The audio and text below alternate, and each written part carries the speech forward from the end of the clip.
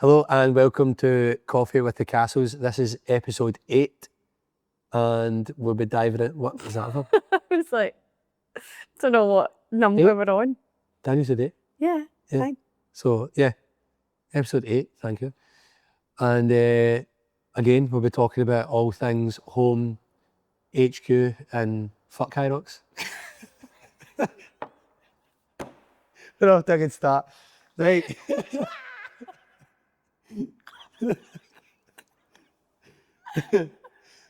That's what I'm trying to do. That's what I said to me before this podcast, like, I have something up your sleeve, like ask me a random question that I'm not going to be waiting for. And I couldn't think of a random question just to throw in somewhere, so I just thought I'd start with that and see how she reacted. And if you're wondering why I say fuck high rocks, is because some of us didn't get a ticket for Dublin. We're all feeling a bit better. There's signs turned upside down and everything. It's a half mask kind of day. I feel like there's a death in the family. But anyway.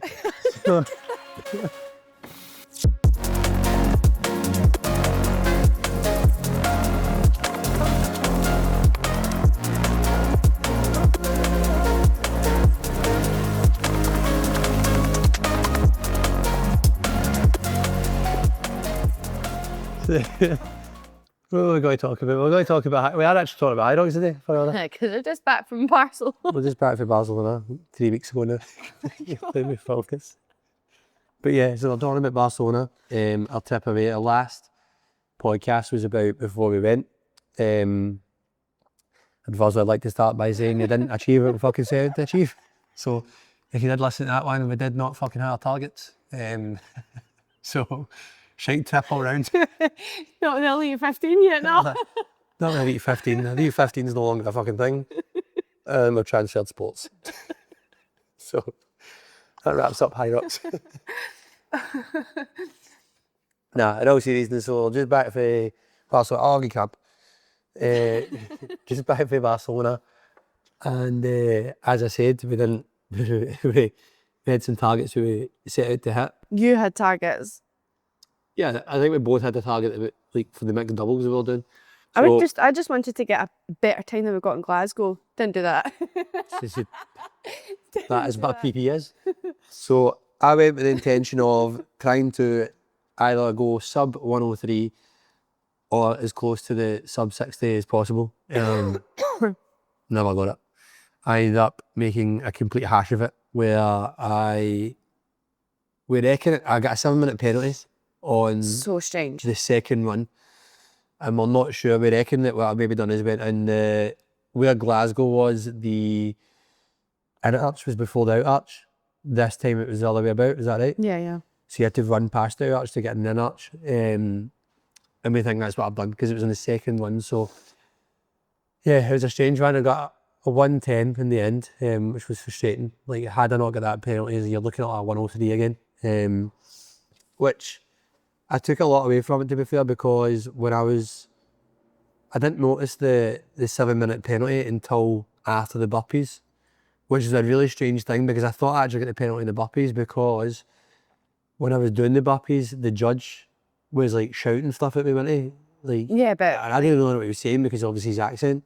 So the guy was actually helping me, to be fair. He was telling me that essentially my foot could go closer to my hand. But I didn't hear that at first. I thought I was doing something wrong. So I was like, all right, mate, I'll try my best. And I tried to get my hands closer to my feet. Then he said it again. And I was like, mate, my hands are replacing where my feet are. I can't go any further back with my hands. And he's like, no. You can bring your feet closer to your hands before you jump. And I was like, mate, I can't. And he's like, no, you can. That's in the rules. And I was like, no, mate, my flexibility doesn't carry that. And he's like, no, but you can do it. And I was like, yeah, I can do it, but I can't do it. Like, my fucking flexibility's not there. So, and then he ended up saying to me, oh mate, I'm holding you back. I'm holding you back. You better go. And I was like, hey, you're holding me back, thanks. So I thought after that run, to be fair, after that chat, like I thought everything was good. And then I ran round on that run. And I didn't notice it the first lap, but I noticed it the second lap. It said my name, obviously, and beside it, but where it tells you whether to run or whatever, it said run. Then beside that, it said penalty 7 minutes, and I was like, that couldn't have been me. So when I went round again, I thought it was maybe like the board, I was reading the board wrong. So I done the run again to go in, and when I went round this time and seen the board, I was like, that's definitely my name, it says 7 minute penalty. So that was me going into the rower at that point. And by that point, my head was just all at the place. I was just going to back it in, because I just thought at that point, if I'm trying to get sub 103 or even as close to 60 minutes as possible, I've already gave myself a massive mountain to climb to try and claw back 7 minutes. So I just thought, there's no point in this race anymore. Like, I'm doing this for no reason whatsoever now. It's pointless. So my row was probably the worst row time I've ever hit. Even you said that. You were like, what the hell was going on? Yeah, I could tell you were frustrated. I couldn't get to you because somebody was coming into there was like maybe a doubles race or something that was... It was the Pro Elite 15... No, there wasn't. It was No, doubles. it was a last Elite 15 qualifiers. Oh, In the wave before me, you had like the likes of like John Wynn, Sean Noble, all that kind of thing. So that's right. all the kind of top dogs were there. So you had like fucking drones running. You had like a massive crowd trying to watch them, obviously, to And I see. couldn't get into you at the road to speak to you. Because Like, it was so busy. yeah, and we all noticed that there was like a hold on your time on the second run. And at that, when you shouted at me to say that you'd noticed a penalty, and I could tell you were really, really frustrated. And I shouted over to you to say, listen, we're dealing with it. We don't know what's wrong, but just keep running your race. I could tell you'd lost your head a wee bit there. Yeah, definitely the row. Like when I was on the row, like I was starting to pull like 2 minutes, and I never did that. Like I was averaging between 150 and 2 minutes per 500, and I never did that at all. And it was just to the point I was like, I just give up. What's the point? Like there is no point in this whatsoever. Like I'm frustrated because I don't know what I've done. I don't know where this came from. And then when I came off, I just thought, you know what, just get the 1,000 metres done in the row, and then at least that bit's done. Like you're here anyway, so just hit the 1,000 metre in the row, and then if you want to chuck it after that because you don't see it's pointless, like you see it's pointless, then you can, and you've done the row or whatever. And then when I came off the row and I started running down, I said to you, like, what have I got a penalty for? And you were like, I don't know, but I'm sorting it. I think that's kind of what switched my head a wee bit. I was like, right, well, the penalty might be an error, or maybe we can do something about it. So I thought, do you know what? See the rest of it as data collection, because obviously one of my goals has been to get my running time down, or to go a race without cramp. Like obviously try the new strategies I've been doing to try and reduce the cramp. And I just thought after the row, I was like, do you know what? You might not have the best time that you're going to get, but see this one out. You've already did not finish like 2 races now, so don't make it a third. And I thought you can't be the guy that keeps spending money on races and then not qualify, like not like finishing it. So I just thought to myself, collect data, hit the runs, smash the runs, and see how much your body can withstand. Try to push the runs a little bit, and maybe just like getting through the stations and try to go like without stopping. Because my burpees are probably the best I've hit them in terms of consistency. I didn't stop. Yeah. And then after the row, because obviously the row is normally where I hit cramp, and I didn't hit cramp in the row, and I was like, right, okay, let's see how we get on with the lunges. And the lunges, the farmer's carry after that, no? Farmer's carry first. Farmer's carry, obviously, breezy, but I wanted to try out the new shoes that I had, and obviously, they were fucking horrendous for the farmer's carry. And then... walking on jelly beans. Yeah, like literally, like, these shoes that like don't have heels, they're perfect for running, but in terms of like the farmer's carry, imagine like that pressure. You just felt so weird, like walking with them. And then we got through the farmer's carry, like, again, I don't put them down anymore, it's just not a thing I do anymore. And it was almost a case of, right, well, just let's see, because sometimes like I get the cramp in the lunges, like after the first like 4 lunges or whatever. I thought just try and get through the lunges. Like, so every time, every part of the race, I was like, right, if you just get through this bit, then if you want to call it quits, you can call it quits. And then I got through that bit, I was like, right, you want to get through this bit, and then you can collect data, see how it feels, and then if you want to call it quits, you can call it quits. And obviously I done the lunges, and I was like, I actually feel quite good in the lunges here. Like, the lunges are consistent, still not as fast as they should be, or need to be, but at the same time I was like, no, I'm moving here and I'm not hitting cramp, so let's go for it. And then the last run, I made slower, because my target was I was going to try and go unbroken with the wall balls. So my last run I did scale back more than what I probably should have. But again, my target was, at that point I was like, right, you're not going to hit your PB, you're not going to get anywhere close to it, so why not just try and go on my wall balls unbroken and just see if you can do it like mentally in a race. And that was the target. And then I was doing the wall balls, and the shoes just started affecting me, where I don't know if I was tilting forward too much or whatever, I don't know, but Just you're totally unbalanced in these shoes because you've got no heel, so you're completely focused on like planting all your weight through the front of your foot. Yeah, which naturally you're going to feel which is like great for running. Yeah, but naturally when you're on the wall balls and you're tipping forward with a weight, like it is going to feel that imbalance. So and you want to have all things placed on the ground so that you can really feel connected when you're even driving up for your wall ball. So I think even when I started I got like 4 more reps and that was it's just not like you. No. Not in the wall balls. No, the wall balls normally I can go like 70 unbroken before. I've not even looked at the data after Barcelona, and we haven't done that, and we haven't done it on purpose, I think, or not on purpose, but I think it was just, it wasn't required. I don't know if there's. I looked at the splits. To be fair, I looked at like what's it like from when we first finished. We looked at the splits, and we noticed that my runs were better. I was averaging like about 340. Yeah, your runs were better than your runs have ever been, but your stations were obviously massively affected. Yeah, terrible for it. Yeah. But it was like all round, lots of learning again, and that's what these things are. Like the sleds were.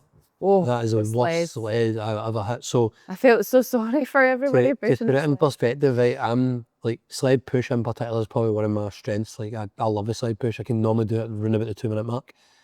And normally I have a tactic where I go between, was it 16 to 18 steps, like before I take a break. So that's just been tactical with it. It's not that I need to stop. It's just been tactical that I don't want my legs, the lactic acid in my legs to blow up so much that it affects my runs next. So normally I run in and I normally get a tactic that if I go between 16 and 18 steps and then take 5 seconds rest and then go again, I can chip away at that and get up really about the 2-minute mark. So going into Barcelona, it's a kind of a weird setup as well where you kind of went back in yourself. You went to like the push first, then the pull, and then it was mad, right? But when you ran into the push, it was quite a big rock zone in terms of the run into it. And I just remember running down, I think I was in like the first or second lane, I think it was. And I was one of the first ones to hit the sled, put it that way. And I started doing it. I had this tactic in my head, right, 16 to 18 steps, even day 16, and you'll be pretty good. I just remember hitting the sled and I was like, oh, wow, man, that is not fucking moving. And I think I got 8 steps and I had to stop because I was like, that is fucking too heavy. Like, what the hell is this? I honestly felt as if somebody had put the brakes on it. And so yeah, my sled time was like, push in particular was like a minute to a minute 20 slower than Glasgow or something like that. It was something ridiculous.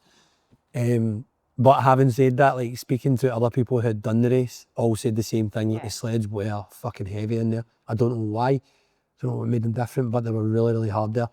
So yeah, we looked at the splits and we did say like stations wise, I kind of coasted a little bit too much.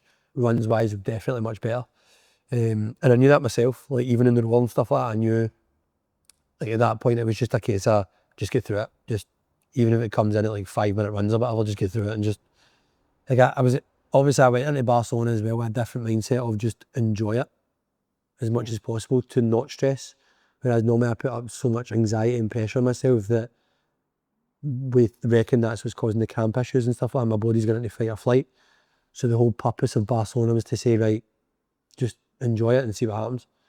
And it did feel better, bar the 7-minute penalty, bar like kind of coastal cruising. Like it felt better as in terms of my fitness felt better, like felt as if I wasn't under as much pressure. Like, and I had not got that 7-minute penalty, you're looking at a 103 again, but the 103 there felt so much more different to the 103 in Glasgow. Because the 103 in Glasgow felt like a fucking fight. Whereas that one, it felt like, I'm just cruising. Yeah. Do you know what I mean? There was certain parts of the race that obviously were harder than others, but after that, like, it felt alright. It was definitely, this is the thing with High Rocks, isn't it? Like every event is so incomparable. Yeah. Like you cannot compare and the data is all so good, but it's only good for that one venue, for that one weekend. You compare it to that race, race. Like if you go to Glasgow, you would go Glasgow to Glasgow. Yeah. And I think like that's the beauty of having all the data, but also like it can produce so much noise. And I think that then adds so much more pressure, then that so much expectation. Obviously Berlin's a big talking point now, because it's like a lot of people are like hitting really good numbers in Berlin for the second time running, and a lot of people are obviously complaining that the ones that want to break into the top of it anyway are complaining that, you know, should it class as a course that gets you into Elite 15, because, you know, there's a lot of people that are hitting like 56, 57s or whatever, but then coming to a UK event or whatever can't match that same standard or whatever, or are quicker on the runs. Do you know what I mean? So yeah, it's so like, and we've talked about this before, but, and I've said this recently, like running a sport is the most complicated, probably one of the most difficult businesses to navigate. Yeah. And like at the moment, obviously all this stuff with High Rocks, they can't keep up with the demand. I think the biggest thing for them is that they started off as like operations and events. And now it's moving into sports and sports development and sport. Do you know what I mean? The full, like, what does it take to be an athlete? What does it take to create an athlete environment? There's obviously a lot of companies getting involved as well now, doing sponsorships and stuff like that, so that almost like the scope's on them even more now. Even when they brought in anti-doping like last season, like, okay, that's a small part in like the puzzle of running a sport. Yeah. And I think that's where we're at the moment. It's like a really big clash point of High Rocks either need to bring in experts who are good at running a sport and standardizing a sport from the very start and from infancy, because I don't know whether across their current, because I don't know what their staff team looks like, and I don't know who they're like who's running the show at the top, but they're gonna have to get some sort of expert in on this, just the sport side of it. Because I would say even just on the day as well, like if you look at some of the standards that wall balls come up time and time again. I know, and they know that. That's crazy, man. but that's detail. I mean, like you're talking about here, people going to Berlin to get times to qualify for Elite 15. Yeah, be selective over the race. Yeah. Then you've got people potentially like yourself or other people who can't even get tickets to go and race in UK events so that you can try and qualify and break into Elite 15. Now, from my perspective, if I was running a sport, then I would be like, well, we need to have some sort of qualifying way of getting the best people to the sport to be able to take part, and then to be able to progress up the pathway to Elite 15. And at the moment, what they've got is they've got a calendar of 100 plus events. Just a free-for-all. A free-for-all for everyone to get tickets, because it's mass participation. So this is like bottom level, entry level of a sport. So all the people that are on the cusp of moving up into that space, and that space, the difference between being an athlete and the main part of the sport, like just the participation bit, and the difference between being Elite 15 is sponsorships, it's money, it's time, it's jobs, it's lifestyle. Like, it doesn't just impact like that person being able to take part in High Rocks.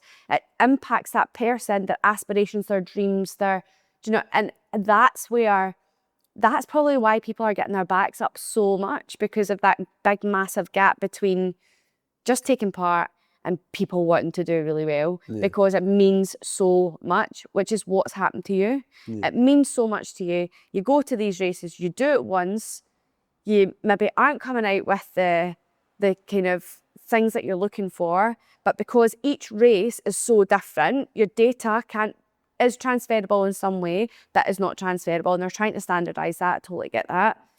And then you've got people who are already part of Elite 15, so we're already getting and people who are kind of on the cusp of that. Then you've got that preferential treatment for the people that have got no kids, no responsibilities, that have just, their whole lives are High Rocks. So like, who's your best bet? Where are you going to put your chips? And the young guy who's 17 or 18 or 19, just coming in, got no other responsibilities, or the guy who's got a family, got, other responsibilities, but also still has the ability. And it shouldn't be up to your lifestyle or your situation to decide whether you can progress. What High Rock should be looking for is the best people in the sport to come up through the ranks. And it's not who you know, it's not your presence on Instagram, it's not your who do you know sideways in High Rock so you can get a wee ticket so you can go along and compete.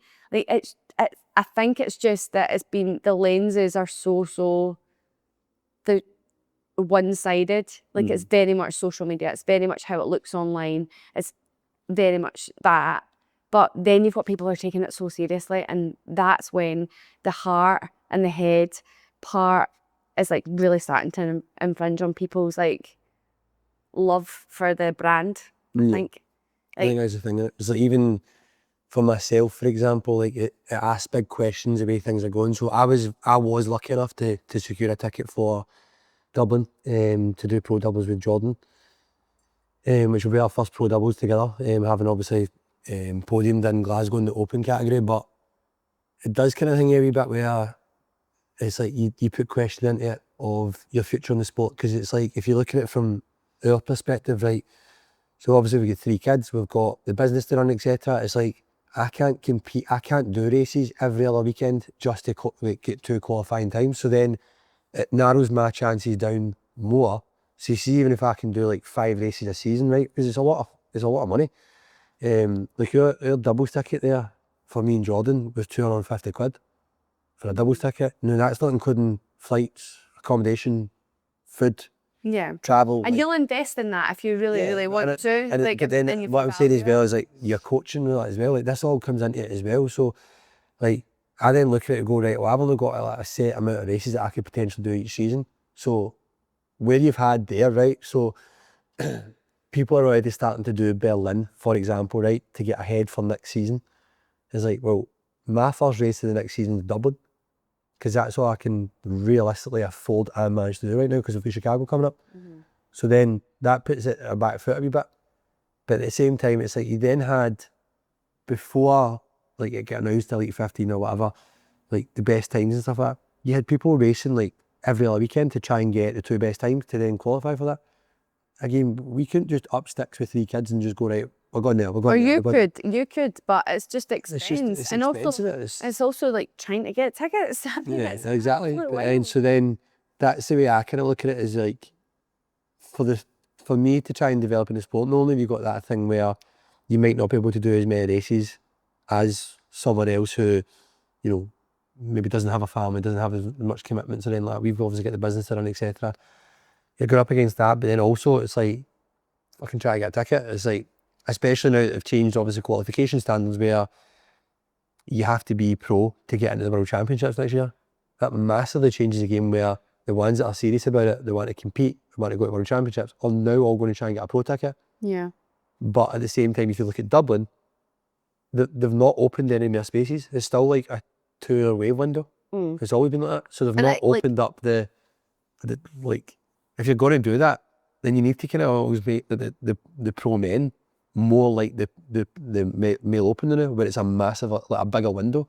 Yeah. Do you know what I mean? I'm trying to be so like realistic and put myself in their shoes, like sitting in that office right now and going 50,000 people want one of 12,000 tickets. Yeah. Like that to me is insane. It's mid. It's insane. But then again, it comes down to the sport.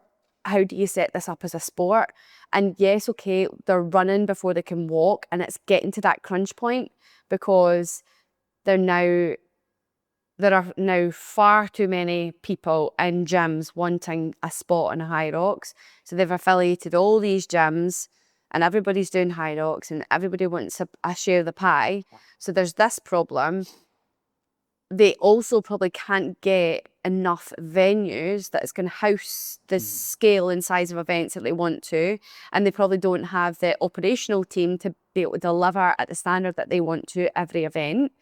So then they're going to have to take away their grasp on their expectations on the event operations. And they're probably going to have to start working with the gyms and say UK High Rocks and Europe High Rocks, whatever, as in the gyms that affiliate, the kind of governing body of that place, so say UK, and then how can we create more events midway between the official events? So imagine like creating a like athletics pathway. Do you know like what Ashley's man does? So how does he manage to do enough races to qualify for whatever he does? Do you know what I mean? So it's like, how long has it taken for that pathway to be built and created?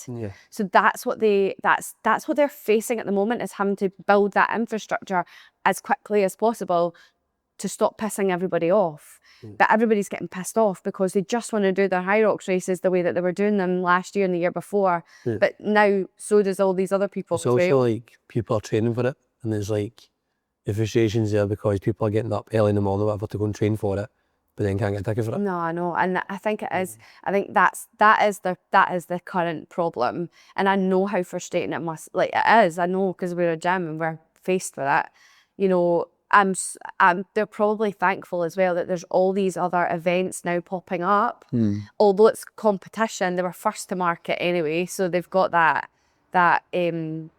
authority. Yeah, they're always going to. They're never going to really go away. Do you know what I mean? It's No. not as if it's like the bubble's going to burst completely and that will just falter. It's like you're always going to have your faithful that will still do it. Yeah, I just think that they do need more people to kind of break off and go and do some other things, to just give them a minute so that they can sit with a whiteboard and go, what's next, instead of fucking cruise ships. Because I'm not going to lie, that's bizarre to me. It's a bit Like, okay, let's be different. I get it. Let's be cool. But I'm like that. You've got a bigger fucking problem here. a bigger problem, but then also for me, it's like if you want to make it a real fucking sport, like yeah, put your eggs in and focus on building a sport rather than wanting to go and do a 4-day cruise with a whole bunch of. Do you know what I mean? Like I don't understand that. That to me in their business model does not make sense. No, like it doesn't make sense, and I think from it, then not having any communication with High Rocks whatsoever. I mean, we could run sims in here every other week, right? And we know that we would get loads of people that want to do High Rocks sims because they're probably not going to be able to get their High Rocks tickets. But then the reason why people are doing High Rocks sims is because they've got their ticket and they want to prepare for it. So it's then maybe changing that mindset and going, do High Rocks sims because High Rocks sims are fun. Do you know, like... It's a test, isn't it? There's a test. Be prepared for when you do get a ticket. It is frustrating. The buzz in High Rocks is amazing. Going to something different is scary. Like, we're away to a Gauntlet in a couple of weeks. I mean, I have no idea what to expect. It's good though, because it's I'm like looking that, forward it's to it. that unknown again. I think that's the thing for me, where in particular for next season, I'm not going to be all in for High Rocks now. I think like that really took over my life, where it was like the be all and end all. Whereas I'm kind of trying to open up a little bit and search for different avenues, because I just enjoy fitness. Just because I wouldn't necessarily do it, like if High Rocks wasn't here, I'd still do the way, like train the way I'm training. I mean, because I have a love for fitness and I have a love for challenging myself. So I'm now looking at it and going like that, right, well, rather than just going High Rocks, like still do High Rocks, still like, do the doubles with Jordan, etc. But what other avenues can we go down? It's really hard to come out of that mindset as well. Like, it's so hard. We've been in that High Rocks bubble for like 12 months straight, like tracking the season, tracking the data. Like, we know there's a massive opportunity there. Like, there's no doubt about that. But it's like, when you step away, it's funny that, isn't it? How we say to clients about stepping out of the picture and you'll see the frame. Yeah. It's like, it's been a massive enlightenment for us, hasn't it? What? It's a little bit, but yeah. You see the picture? Can't see the picture if you're the frame. Aye, whatever. Step out of the picture, see the frame. Well, you can still see the frame if you step away. You're just not in it anymore. Don't get Natalie to quote quotes, because I'm probably wrong. But yeah, no. So I think even for me, like, it's been a big shift for us, hasn't it? Yeah, it's been a massive shift. And to be fair, I don't know, I feel like, I don't know, it's almost like free now a little bit as well, because it's like, I do want to challenge myself in other realms as well. And this is probably the kind of excuse that I've needed to do it. So I'm like looking at hybrid games, for example. That's something we've never done it before. A lot of people in the gym are now going to do it. It brings a new challenge, a new kind of, I don't know, just a new buzz about it and stuff like that. And then I'm even looking at, like, I've never done a marathon before, so I'm like, right, do I do like a marathon? And like, just like, even though, like, and this is the thing, like, a lot of our clients are, because everything that's going on just now, or because they can't get tickets and stuff like that, there was a wee bit there where like, they felt a wee bit of a loss, like, as in, like, oh, where do I go now if I'm not doing High Rocks? But I feel like because there is so much things that are coming out, like, if you just enjoy fitness and love challenging yourself, there's always going to be something there that you can step into. And it might, this whole thing might be the thing that you need to just try something new, step out of the comfort zone again. So yeah, I think it's like, it's a frustrating thing, obviously, with the way things have went. However, it's probably quite good as well, because it does, like, kind of bring different avenues and different opportunities and different journeys as well, like just trying something new. Like, one of the biggest things is, like, so many people were used to the set, even like in here, like, used to the setup of High Rocks, knowing exactly what's what. I mean, we're going into these hybrid games, like, I was even doing, like, training there for Chicago for the World Championships, and I'm thinking to myself, God, this new hybrid game, because it's only 600 metre runs, totally changes how you approach that run. Yeah. You know what I mean? Whereas you're normally thinking a kilometre, I know my kilometre paces, I know how to do that, do you know what I mean? I know what my threshold's going to be, I'll run at this time, etc. But this hybrid games, it's like, well, wait a minute here, like, how do I treat these runs? Do I go faster? Do I still pace it and hit the stations and that? So it's like, that's the exciting part about it. It's like opens up a new world of, like, just being ready for it all, do you know what I mean? And challenge it all. So So we've not talked about our race in Barcelona. no, we've not. So Barcelona was quite funny actually as well, because it's going off on the Saturday, right? So we arrived quite late on the Friday. Yeah. So we had the podcast in here, then we arrived quite late the Friday. We ended up stopping at this place at like 2 o'clock in the morning for this, like, the biggest burger I've ever seen in my life. And the biggest bowl of chips you've ever seen. Yeah. So half a kilo. Yeah, so it said, yeah, it was a half a kilo. It was, wasn't it? Half a kilo of chips. So up in the sign it said, like, what bowl do you want? And one of them said half a kilo, right? And I must admit, I was like, yeah, go for that one, because it won't be half a kilo. It was like, it'll probably just be a bigger bowl of chips. They'll just say half a kilo for marketing. Oh my God. This was half a kilo of chips. It was like, absolutely huge. Fucking huge. And the burger, like, to put it in perspective, right, I've never had to do this in a burger before, where I've actually had to squish it down and cut it because I couldn't get my mouth through it. I tried. I just couldn't. It was like that. You've got the biggest mouth I've ever seen. There is no chance I'm getting that in my mouth. So that was like 2 o'clock in the morning, so that was good. And then we woke up the next day, and it was funny, right, because we thought, right, we'll go for a wee shakeout run, because we've obviously been travelling quite a bit. Our legs are a wee bit tired and that. And Natalie says, it's only what, did you say 2k or 3k at the beach or something? It was something like that. Aye. So it was like, right, okay, let's just go around at the beach then. 2-3k, perfect. We shakeout run before my race that night. And then we got to the beach, we started like exploring the beach, and that was lovely. And then Natalie says, oh, you know, there's just 2k up the road, like, or 1k up the road, there's this other thing. So like, right, okay, we'll just run it. Like, why not? Started running there, seen that, lovely. And Natalie's like, oh, well, if we just run 2k along that way. So on our way back to the hotel. So ran again. Ended up, right, we had done a 10k. Yeah. That's who we ended up doing it before my race at night and stuff like that. But how amazing was that? Natalie also got hit by a bus, which was... It wasn't just any bus. Yeah, it was a massive... big, massive tour bus. Tour bus. So it was funny, right, because we were waiting at the... If you've ever been to Barcelona before, right, you don't hit the button. Like when you're across the road here in Scotland, you hit the button and you wait for the green man coming.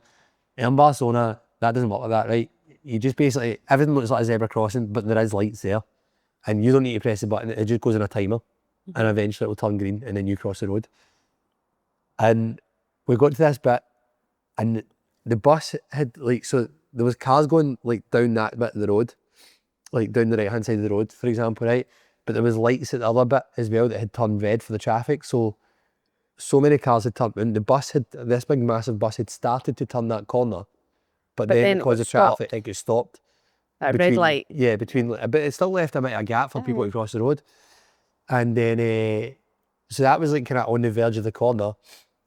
And then the green man came on. So I started running, because I was kind of pacing it. So I started running, and next minute all I heard was this like kind of thud. And then all these like tourists going, ah, oh my God, ah. And I'm like, what the fuck is that? So I turned around, expecting Natalie to kind of be back, like on my shoulder, looking back as well. And I just see Natalie going like that and hitting this bus and going, like, giving the guy pure daggers, and I'm like, the fuck's going on there? And then she turns up to me like, that bus just hit me. I'm like, but then I look at the driver's just smiling and waving as if like, yeah, cool. And Natalie just get out of a bus, and I was like, you all right? She's like, yeah, well, my arm's a bit sore, but we'll just keep running. So, yeah, that was a Saturday. I forgot about that. And then we walked to the venue as well, didn't we? Did we? Yes. We did. We walked to the venue We as were well. absolutely ridiculous. It was mad. Let's be fair, right? Let's be fair. 3K walk or something as well. Was it 3K? It was 3K, because we ran it the next day as well, was it not? It was longer than that. It was Because it was 3K, it was maybe about 6K. So it was an hour and a half walk. That's right. It was an hour and a half walk, so it was 45 minutes on the train, from one train Bear to in one mind, place. the advice you always get when you do a high rocks is, Rest your legs. rest your legs, get your feet up. There's me, 10K, and then decided, right, let's go for an hour and a half walk, and then we couldn't find In the the fucking venue. Boiling heat. In the boiling heat, couldn't find the venue, couldn't find somewhere for The to one eat. nice day as well. And then we ended up in this like American diner, which the You were food, raging at that. I was raging at that. I got like pasta, and the pasta had a freezing cold fucking fried egg in it that was still gooey, as if it just came out the chicken's arse. It was disgusting.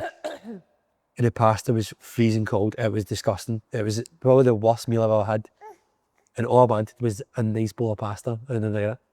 But then we done the race, and it was mad because I finished the race and stuff like that, and then we said bye to people and stuff. And we were obviously an hour and a half walk away, and we said to everybody, like, we're just going to walk up the road, because in Barcelona we're playing Real Madrid that night as well.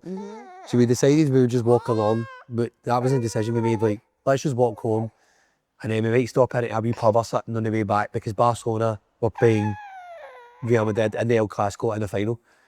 And I was like, how cool would it be to be in like a pub in Barcelona when that's all going on?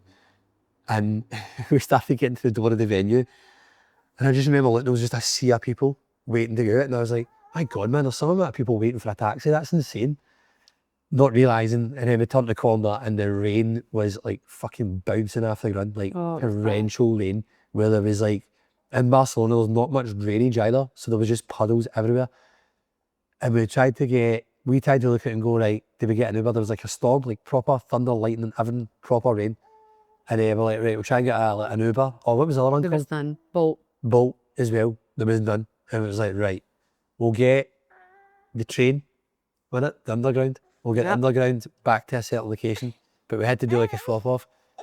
Then realised that to get to the train station we had to get to It's like a 15-minute walk. It was a 20-minute walk. So there's like everybody else running about with hoods up, all that kind of stuff. And there's me and Natalie just fucking walking in the pissing rain, just soaked, like gutted, because I was like, I've not had a fucking PB, this is a waste of time, like in this rain. But it was actually quite cool as well, because the lightning and that was actually, it was really nice. It was really nice actually. And then we got on the underground, and then obviously we've never been in Barcelona before, so we didn't have a clue. We're trying to read these maps and stuff like that and be like, what the fuck does this all mean? Nobody's around to help you, like nobody at all. I had no idea what train station we were trying to get to. I couldn't find it on So we're just kind of winging it, then we got... And then we just decided to leave it. Yeah, because we were meant to do a transfer over from one train to another train, but then we couldn't figure out what train we were actually meant to go on at that point. So like, fuck it, we'll just walk. We're soaked anyway. And then it's funny, right, because the 2 days are absolutely fucking freezing, right? So we're walking back. All these pubs are mobbed with Barcelona fans and that. And I had to say, do you want to go into a pub? And I was like, Natalie, my socks are fucking soaking. I'm freezing, because obviously I've just done a race as well. My arms were so sore because we're like this. Shoulders, everything is fucking agony. Bear in mind, I had obviously just done a high rocks as well. And I said, nah. I says, we're also racing at, what time were we racing? 10 o'clock or something? 10 o'clock, so we were like that. We're going to have to walk in around. Yeah. So at 10 o'clock the next morning we went to the race, and we thought, we're going to have to walk again, so we're going to have to get up proper early to get this. So we ended up coming back, and then the funny story was, right, obviously we needed food as well. So we managed to find this, it was like another 10-15 minute walk past the hotel to get the food. Yeah. And I was like, I just want pasta, I don't want any burgers anymore. Like, I'm fed up eating burgers and stuff like that. We found this wee place, and it had lasagna, and I was like, Italian. oh my God, like lasagna and the biggest garlic bread thing I've ever seen. It was like a pizza garlic bread, and I was like, right, that's it, that's what we're getting. And the lassie says, do you want to stay in here and eat it? And we're like, no, we'll take it on the roadways and that. And she was like, do you want me to heat it? I'm like, No, no, what kitchen? there's a kitchen down the stairs. We were staying in this like kind of hostel type thing, but it had like a kitchen down below it. I'm like, no, it's fine. There's like a microwave in there. And she was like, do you want cutlery? I'm like, no. I'm like, there's a microwave. There's like cutlery. There's everything. There's a kitchen. We'll just do it there. And by the time we walked home anyway, it'd be cold if you heated it. So that's all right, perfect. She put it in a wee tub for us and that. Walked home. I just remember walking up the stairs and Natalie going, Natalie pushing the door to try and get in this kitchen going, oh no, that's locked. And I'm like, oh my God, man. And then she says to me, it's fine, we can just ask reception. And I went, I looked at my clock. Reception shuts at 11, it was 25 past 11. And I was like, we're fucked. We're actually fucked. We went upstairs. So the experience we went from potentially sitting in a pub, a nice warm pub, watching the football, and having a nice meal, hot meal, to sitting on a bed, eating lasagna with our fingers, watching the El Clasico on a telly, which was all in Spanish. So we couldn't even fucking understand a word. It was more the fact that we could take lasagna and we could roll it up. Yeah, I've never ate lasagna like that. I don't know how we made it work. Eat it like a cannoli. We actually made it work. Odds are sticking the thingy. And then, Oh, raging. because the El Clasico was on as well, it was mad because Natalie fell asleep quite, well, as soon as she finished all lasagna, she fell asleep. Really that. And then the football was still on, and because of the time difference, obviously, so the game started at like 9:30 or something. It was something stupid. But then because it went to extra time, I was like, oh my God, it's went to extra time, it might be going to penalties. But at this point it was like 1 o'clock in the morning, and I was like, okay, I can't sleep because I've obviously just raced, my adrenaline's going through the roof. I'm watching the football, and I'm like, right, I just want to watch the rest of it to see who wins. And then Barcelona obviously won. I was like, right, fine, that's it, 1:30, got my bed. Went like, turned the telly after I went like, closed my eyes, and as soon as I closed my eyes, fucking fireworks galore, horns tooting and everything, like people going mental because obviously Barcelona just first about a wee guy, it must have been 12 across the landing phase, like first Barca. I'm like, wee man, you should be going to your bed. A fucking school night, man, like go to bed. Why is this wee boy up at 1:30 in the morning watching the football? It was just mental. And then the next morning obviously was a race, and Natalie had this fantastic idea. It was a good idea. It was a good idea. Let's get electric bikes, and that'll be like our shakeout for getting to the event, and we can just drop it there and then we can walk back or I whatever. checked it. I found the bikes. I found where we could drop them off next to the venue. Right, downloaded the app. Everyone was set to do. Yep. Got to the bikes, found the bikes, went to log in, and it's like verify your identity. Yeah. And at this point it was like 7:45, so we figured that we had to leave at 8 o'clock. We had to leave at 8 o'clock so we could get there in time. Like, because we needed to get there an hour before so we could register. We hadn't registered. Yeah, we hadn't done any of that. So I was like, oh no, these bikes aren't. So, and then the funny thing is, Natalie was like, oh, these bikes aren't working. She was like, see if we walk 10 minutes up that road though, there's more bikes up there, we can figure them out. So we walked 10 minutes away from where we had to be to try and get these bikes, and Natalie's like, that one's not working. That's not working either. But see, 10 minutes along the road, there's more bikes. So we went to the third one, didn't we? And there was only one bike. There was only one bike. It was like, just wasn't working. You know what? This isn't working. So we ended up jumping in the underground again. We did halfway. Got to halfway, and then Natalie, we were meant to go to another one. I went, Natalie, this is taking a piss. You said it was, you went, it's 3K to go for here. And I went, right, we'll either jump on the underground again and get there, or we just go, fuck it. This is a warm up. Just do a 3K run. 3K run, that's what we did. And that's what we went for. So we got there, went registered, went in. Military. Running with our built for athlete bag with 2 pairs of shoes in it. Running down to get to the venue, and then we got to the venue, checked in, literally had like what, a 10-minute warm up or whatever, 15 minutes by the time we done the bag drop and that, and it was just right on the dance floor. Time to go. And it was funny. No, it wasn't, because literally we get to the starting tunnel, right? So Natalie, no, prior to this, right, I'm just putting this here, prior to this, Natalie said, after Glasgow, that Natalie and I done, she says, I feel like I could have pushed the runs a wee bit more, and I was like, you could have. I was like, you definitely could have. So we went into a target of having a set time that we wanted to try and hit, and I said to Natalie, I'll put up my watch on the Rocksfit app, and I'll time the run, like I'll time it for us, I'll pace us. And no, you're a very good pacer. All I said to Natalie was, all I need you today, if I go based on this, if I'm going too fast after a station and you think that's too much, shout me and let me know, and I'll The station was the Red Bull tunnel. Because literally we came out of the gate and Stephen was like, I got 10 yards. 3:30 runs. I don't know, it wasn't even that. I just started to go into race mode. You start to overtake the first wee crowd because you want them out the way so that you're not running up somebody's arse. That's the way I kind of look at it. I don't want to be tangled up in that mad boom. So you go to the side and you start to go. So I went to the side and started to go, and Natalie, I must only get 10, 20 yards, and Natalie went, whoa. Stephen, slow down a bit. And I'm like, we've literally just fucking started. What the hell? You're literally, what is it Chris calls you? A bull in a china shop. You're literally ridiculous. I'm not a very good And pacer. I'm like that, no, not at all. Because even after that, the first 3 runs we done, it was like 4:30 kilometres or something. It was meant to be like 5-minute kilometres, I think we done 4:30. Exactly, this is your problem. And then we hit those sleds and I was like, Jesus. But I'm not going to lie, right?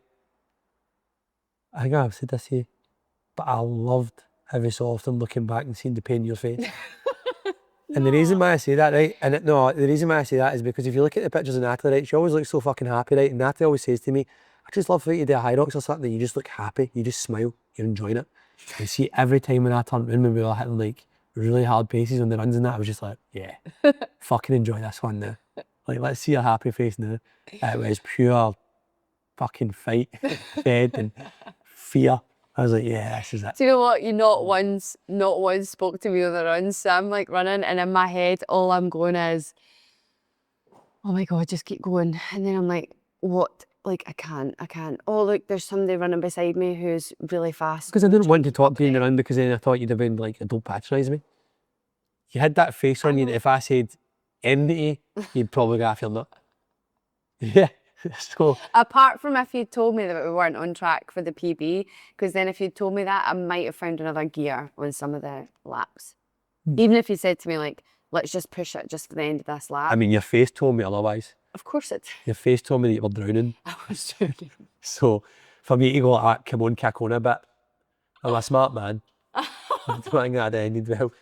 So, but we didn't get to Barcelona and that. Barcelona, cold lasagna, loads of walking. But what a city. And a big storm. Yeah, but what a city. But yeah, it was nice to race with you again. It was nice, like I think for me as well, it was like almost like took away from the night before. I think if we hadn't done that, I don't know if the race the night before might have affected the trip away even more, played in my head a little bit more. Yeah, but what came out of that just is like a total awakening for you. Yeah, 100%. Like the way I kind of started looking at it after that was like, you know what, I'm not in this sport to maybe do what the other guys do of travelling different places or whatever and not shutting yourself off, not see them, like stay in the hotel room and just think about stretching, think about the race, visualise the race, etc.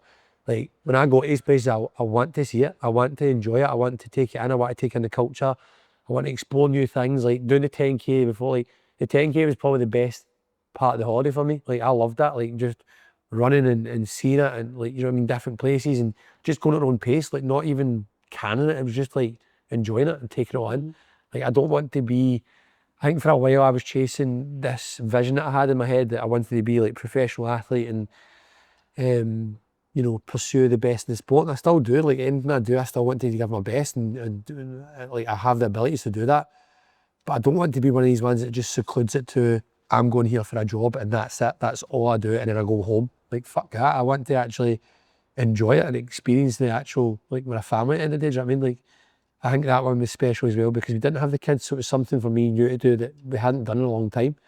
So I mean, like the last one was probably Vienna that we done, we travelled like that. So it was just like a pure wake up call of like, do you know what, High Rocks isn't the be all and end all, like that's not my life, like it's not what I'm doing. It's the platform to allow us to do other things. things. It's the opportunity, like to allow us to do it, and it's a bit of fun that we have it. So it totally flipped my mindset of High Rocks being this like be all and end all to all of a sudden being like, nah, do you know what? It's like the opportunities allow us to do that, have a bit of fun with it, have a crack with it, and then just go and explore and just actually enjoy it and live up with it. You are really good at it. I think that's the thing. I think there's just so many things to take away from putting all your eggs in one basket and then putting all your effort into one thing can be also consuming, that it can make you resent it and hate it and not enjoy it. Yeah. And when you start to lose the enjoyment, the performance dips, or so it is about, I think, for all of us, just going out and giving it our best, because your best is amazing in High Rocks. I think that's the thing. It's like, even if I look at that point, it's like one thing that I've been speaking to a few people about as well. It's like, if you enjoyed it more and you were more relaxed, like, where could you actually be if you didn't take it seriously, if you were focused on other things as well, rather than it being a case of like do or die. Do you know what I mean? Like, this, you have to do this, you have to do it, like set times, you have to hit this pace or whatever. It's like, no, you don't. Like, if you just go and enjoy it and experience it and like know there's something better at the other side of it, as in like the opportunities of like exploring a new country, a new city and stuff like that, like that's what it's about. To your values. Yeah, that's what it's about. It's not about like, oh, I'm just coming here to deliver on a job and then going home. Like, I've seen a lot of people doing that. I'm not saying that that's a bad thing. Like, maybe that's what they want to do. Like, that's their take on it. That's what it takes, and that's their take on it. And fair enough. Like, if that's what you want to do, like maybe fly out to Berlin for a day, do a race, and then go back home. But that's not my values. That's not why I'm doing it. I'm doing it to actually experience these different things. Like, and if that's what it takes to be a professional athlete, where you shut yourself off and you take it that seriously, you miss out on the opportunities, then it's not for me. I'd much rather have that opportunity of actually seeing things and experiencing it, rather than letting it consume me. Do you know what I mean? Sitting in a hotel room and just thinking about it constantly. Yeah.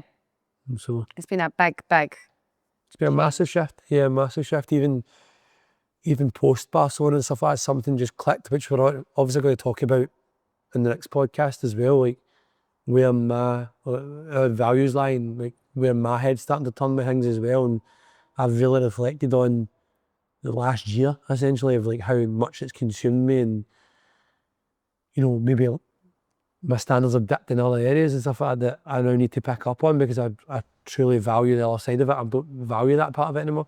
Yeah. You know what I mean? So it has been a massive, like, Barcelona was like, although we didn't get the times we set out and stuff like that, the experience and the lessons are actually more valuable than anything. Yeah, you know what I mean? absolutely. So, and so at home, how's things been? home's, I feel like I say home's wild all the time, but it is. But yeah, there's a lot of. I think it's not as wild. It's embracing the chaos. Like, I think what's wild for me now, right, is it's just the moving parts of like Harper doing like her days to school and stuff like that, and enjoying that more, and coming away with homework and stuff like that, which I just think is like, it's just mad. And then Natalie came home yesterday with like her first uniform, and then Molly's now going to playgroup for another day, and then Carol will be joining nursery soon, and it's like, and then from Harper going to school, she would, like, Molly will then move into like the cabin, another like, day up in another day in nursery, and potentially move up, and then he'll go, and yeah, it's just like almost like the chaos never stops in a way, because it's like, even when it is a quieter spell, for example, of like the kids' personalities, etc., there's always something that is going to change, and then you need to readjust and fit into that new routine and stuff like that. We're going to have to start to get comfortable with the change at like August time, when it comes to the new school year. Yeah. And the academic calendar. Yeah. And I think, yeah, like school holidays and stuff like that. And even there's even always just the simple things of like, right now, if we take Molly, like say today or a Friday, like we take Molly and Harper to nursery and they go to the same nursery. Well, when Harper goes to school, it's two different drop-offs now. Mm-hmm. I mean, it's like you've got the school, but then you've also got the nursery, and it's like having to juggle that. And obviously a lot of parents out there already do it, but it's just that cycle of like we're now about to approach that. Yeah, every stage of their life comes with a new routine, a new structure that you need to almost like kind of try and slot in. So, and I was thinking this morning, like Callan's about to turn 1 next month. Just mad. And he was so Molly was his size, like when I was, 4 months pregnant? 4 months. Like, I was thinking that this morning, I'm like, could you imagine? And now we get a telly fix, that's all right. So that'll never happen again. But could you imagine? Do you know what I mean? Like he's totally set. Molly's now settling into her bed a bit more. I mean, she still comes through, but she's not screaming through the night she was before. No, it's not. But like, so we're getting a bit more sleep now. We're starting, do you know, the kids will be going to nursery or a bit more, we'll have a bit more childcare. So we'll have a couple of child-free days in the week, which we don't get at all. Like we've always got Callan, we've always got at least one child. Yeah. So it's going to be so strange, like all three of them kind of being somewhere. Yeah. Mental. Yeah, it's a strange one. That's what I'm saying. It's like, I feel like we do say that all the time, like home life is chaos or crazy and that, but it is. It's been a bit calmer. But it is, it's crazy and chaos in a different way every time. Do you know what I mean? It's like, some weeks you get it, it's like, it's crazy because Molly has been screaming more or Harper's having tantrums more or whatever. Do you know what I mean? Like that's the chaos and the noise side of it. But then the chaos the next week might be, you know, the thought process of like nurseries, schools, like all that kind of like all these different moving parts. So that's the, and then having to try to balance that and juggle it into what we already do. And, do you know what I mean? Yeah, and then I can't remember what I was going to say there. I can't remember what I was going to say. Okay. I was going to say about Harper, Molly, Callan. I was going to say something there and that was really annoying me. Oh well, I'll come back to it. My brain's gone absolute blank. That's what another episode did. Tune in when I've Yeah, reprogrammed my brain. But No, the kids are amazing. Oh, that's what I was going to say. We've been outside a lot more. yeah. Because Sun's obviously been we've amazing. had this heat wave. The weather's been amazing, so that's due to change the day, unfortunately. But the kids have been outside every day. do you know the best thing about that? The inside has not been a The mess. inside has not been a mess. See, at night, and all you need to do is clean the garden, a couple of toys in the garden, and there's fuck all in the house because it's untouched. It's amazing. It's the best thing about this weather. Like, I don't give a shit about the sun. Don't care about it. See, if it was dry all the time, you could just do that. Like, it's just And eating dinner in the garden. a handful of you. And the Waynes are absolutely obsessed with the braai now, so we call the barbecue braai. But Molly every night, Daddy, you make fire. You make fire. I think she thinks I'm a fucking caveman. You love doing it though. I do love it. Because you love getting a tan. I do love it. I don't love washing my hair every night though. I have to wash the smoke out of it, but you know, It's third world problem. aye, it's been amazing. It has been. The weather. It has been. And then we're away to Chicago in 3 weeks' time. So fun. For hybrid racing. Fuck Hyrox. The hybrid racing world championships. But, yeah. Oh, that was good. Yep. So we'll wrap that one up there. As always, guys, like, share, subscribe, save it, Follow. share it to your stories. Share it Shout to your about it. friends and your groups of like WhatsApps and all that because Somebody actually gave us they actually gave us a really nice bit of feedback, said they actually found it really funny. we're going to add in a couple of new bits. Yeah, we'll do that in the next episode. There's a new couple of episodes that, well, new bits that are ready. I need to add this in. Yeah, we'll do it next time. We'll cut that one there, and then that was a big chat about Barcelona and hybrid racing. And yeah, join us in the next one. Like, do the usual. Please tell your pals. And join us in the next one. Thank you.